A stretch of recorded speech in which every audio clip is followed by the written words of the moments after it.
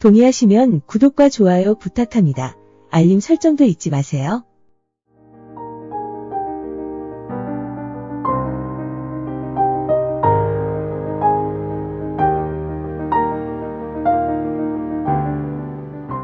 하늘에 계신 보고 싶은 어머님, 안녕하세요. 어머님이 생각날 때마다 가슴이 먹먹해집니다. 저 큰딸 그네입니다. 하늘에서는 언제나 저를 바라보고 계시죠. 오늘은 현실에 제가 잠시 잠이 든 틈을 타 꿈속에서 어머님께 편지를 드립니다. 어머님, 작년 12월 31일 사면을 받았지만 아직 삼성 서울병원에서 치료를 받고 있습니다. 건강 상태가 빨리 호전되지 못해 어머님을 뵐 면목이 없습니다. 의사 선생님들이 퇴원 시기를 자꾸 늦추시네요.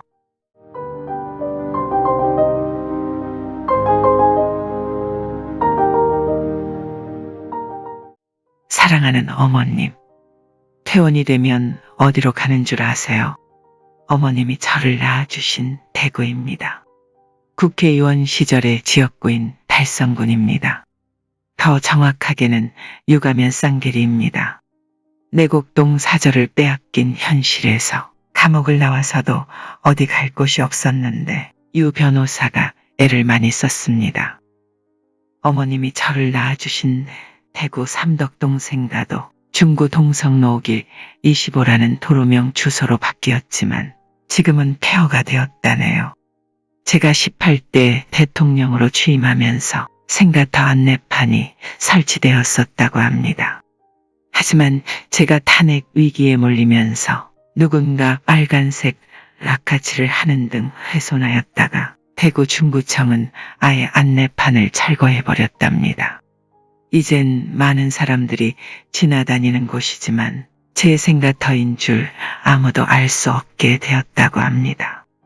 듣기로는 국내에 있는 전직 대통령 생가 중에 유일하게 복원되지 않은 상태이고 앞으로 복원할 계획도 없다고 합니다.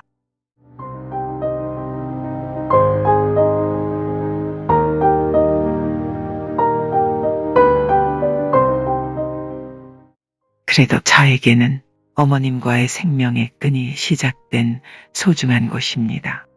제가 태어난 대구로 가게 되니 어머님도 마음이 기쁘고 편안해지시죠. 저도 그렇습니다. 어머님, 돌이켜보면 어머님에 대한 기억이 너무 생생합니다. 어머님께서 저와 함께 하셨을 때 추억도 너무 그리워집니다. 어머님은 한국전쟁이 치열하게 진행 중이던 1950년 8월에 아버님이신 박정희 소령과 만나셨죠. 그리고 12월 12일에 대구 계산성당에서 결혼식을 올리고 삼덕동에서 신혼살림을 차리셨습니다. 1952년 2월 2일에는 저를 낳으셨습니다. 물론 아버님이 치열한 전투를 치르는 군인이라 한 곳에 오래 머물러 계실 수는 없으셨죠.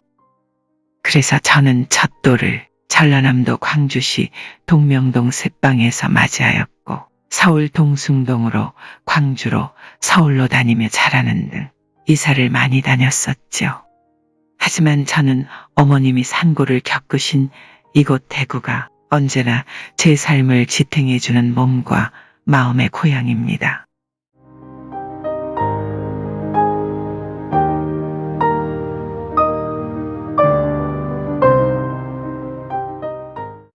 사랑하는 어머님, 어머님이 아버님을 만나시던 1950년 8월은 인민군이 경상도를 제외한 한반도 전역을 이미 석권하고 있었던 시기였습니다. 아버님을 비롯한 한국군이 낙동강 전선에서 결사항전을 하던 시기였으며 당시엔 국군이 승리한다는 것이 요행에 가까울 정도로 위기의 상황이었습니다. 그런데도 생사가 불투명한 군인과 결혼하셨습니다. 그때 어떤 생각을 하셨던 것일까요? 조국을 구할 구국의 영웅이 보이셨던 것이었을까요? 나중에 결혼 이유를 묻는 사람들에게 돈도 권력도 없어서 좋았다고 말씀하셨다지요. 사람 하나만 보고 결혼하셨다는 뜻이죠. 저는 그런 어머님의 판단력에 놀라곤 합니다. 그립고 보고 싶은 어머님. 평소 온화하고 자애로운 모습이셨지만 사실 저희 삼남매에겐 엄격하게 가정교육을 하셨던 기억이 더 많습니다. 아버님의 군복 바지를 직접 줄여서 제 바지를 만들어 입히기도 하셨고 어쩌다 고깃집에 가도 굽기만 하고 드시질 않았습니다. 보시다 못한 아버님이 당신도 좀 들라고 하시면 낮에 뭘 잘못 먹었는지 얹힌 것 같다며 고기를 양보하곤 하셨죠. 저는 정말 속이 더부룩해서 그러신 줄 알았었습니다. 불효를 용서하십시오. 사랑하는 어머님, 저희를 키우실 때를 생각하니 이런 기억도 나네요. 친구 집에 놀러 가도 어른께 깍듯이 인사하도록 하고 평범한 언어도 올바른 습관을 가지도록 가르치셨습니다. 아버님이 대통령에 취임하신 이후에는 대통령 자식으로서 특권의식을 가지지 않도록 엄격하게 키우셨죠. 남에게 버릇없이 굴거나 눈밖에 나는 언행을 경계하셨습니다.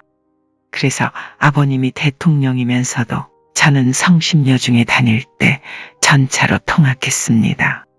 아침이면 청와대를 나와 효자동을 거쳐서 원효로로 가는 전차를 탔습니다.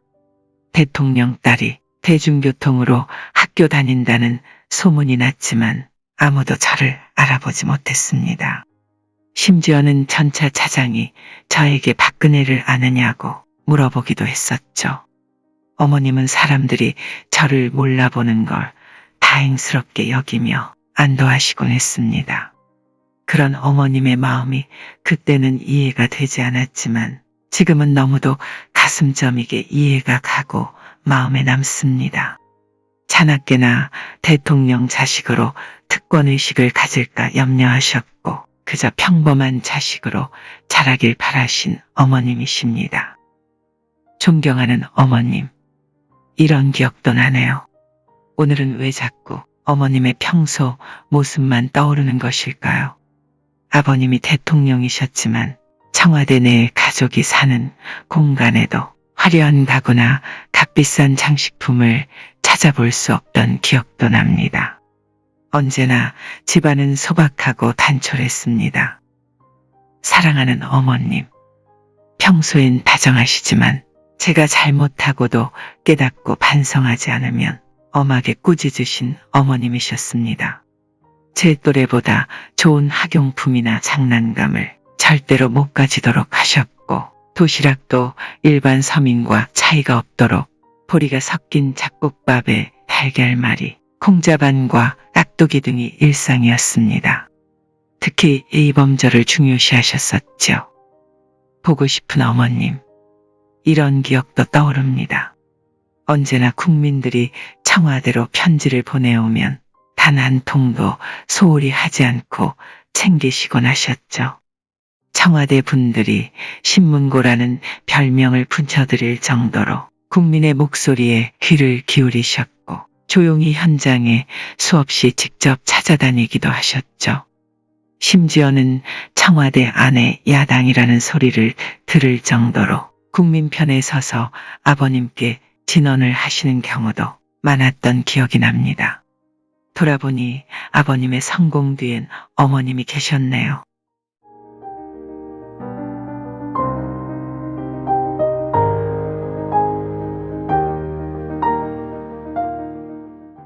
어머님은 자신의 행동 하나하나가 나라의 이미지에 미칠 영향을 생각하셨습니다.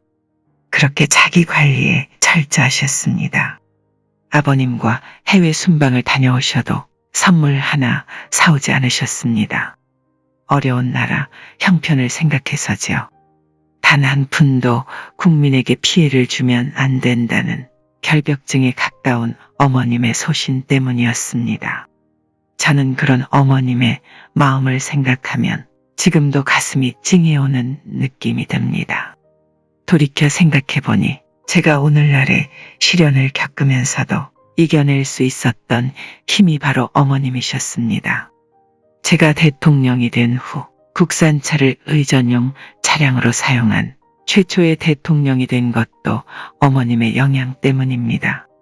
제가 대통령 재임 시절에 추진했던 개혁에 극렬히 저항한 탄핵 세력과 저에게 경제공동체, 묵시적 정탁 등의 죄를 뒤집어 씌워 구속한 정권 세력의 박해를 굳건히 이겨낸 것도 어머님의 강인한 교육 덕택입니다. 그 원동력이 바로 평생 손톱에 매니큐어조차 칠해본 적이 없이 몸소 자제를 보여주신 어머님이십니다. 어머님이야말로 저의 가장 이상적인 여인의 모습입니다. 어머님 언행과 훈육 방식으로 애국심을 갖도록 바르게 자란 저입니다. 누가 뭐라고 해도 누가 누명을 씌워도 유경수라는 제가 존경하는 어머님의 장녀로서 저는 지금 이 순간에도 떳떳히 편지를 쓰고 있습니다. 사랑하고 그리운 어머님, 소외된 분들을 위해 몸소 행하셨던 수많은 선행을 저는 편지에서 감히 언급하지 못하겠습니다. 어머님의 권유로 함께 현장을 방문하기도 했지만 어머님의 마음을 글로 표현하기 너무 어렵습니다. 다만 한 가지 감사의 말씀만 드리고자 합니다. 어머님의 한센병 환자분들을 위한 마음 덕택에 저는 18대 대선에서 민주통합당 텃밭인 전라남도에서조차 소록도에서만큼은 62%의 득표를 기록했습니다. 그립고 보고 싶은 어머님. 1974년 8월 15일은 정말 떠올리기도 싫습니다. 그날이 생각나니 심장이 도려내어지듯이 이 순간에도 아픔이 몰려옵니다. 어머님이 지금까지 살아계셨더라면 아버님의 비극도 없었고 저도 평범하게 시집가서 살았을 거라는 생각도 듭니다. 하지만 어머님, 최근에 온 나라를 떠들썩하게 하는 영부인 지망생들을 뉴스로 보면서 저는 어머님과의 기억이 다시금 떠오릅니다. 그러면서 너무나 그립고 안타깝습니다. 저의 어머님이기 전에 대한민국 역사상 유일하게 여야를 가리지 않고 어머님은 국민 속에서 국모로 기억되고 계십니다. 어머님이야말로 저의 정신적 지주이며 롤모델이십니다. 어머님은 비록 공산주의자의 총탄에 비명소리도 못 내시고 가셨지만 큰딸 박근혜는 어떠한 고난도 이겨내겠습니다. 어머님과 아버님이 목숨 바쳐 일으켜 세우신 대한민국입니다. 어떠한 정치적 시련이 오더라도 절망은 저를 단련시키고 희망은 저를 움직일 것입니다. 사랑하는 어머님, 생각해보니 어머님이 49세에 돌아가셨네요. 그런데 저는 벌써 올해 71세 생일을 보냈습니다. 어머님보다 제가 무려 22년이나 더 살았군요. 너무 부끄럽고 죄송스럽습니다. 제 어머님이기 이전에 유경수 여사님으로 기억되는 어머님을 생각하니 자랑스러우면서도 눈물이 납니다.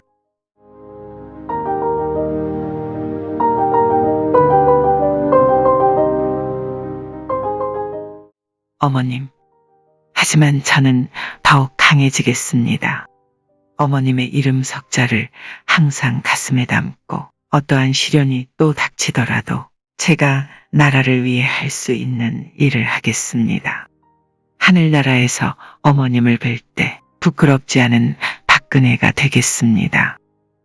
존경하는 어머님, 그럼 하늘에서 앞으로도 저를 지켜봐 주십시오. 어머님의 딸 근혜가 이제 대구로 내려갑니다. 사랑합니다. 그리고 그립습니다. 삼성서울병원에서 큰딸 근혜가 드립니다.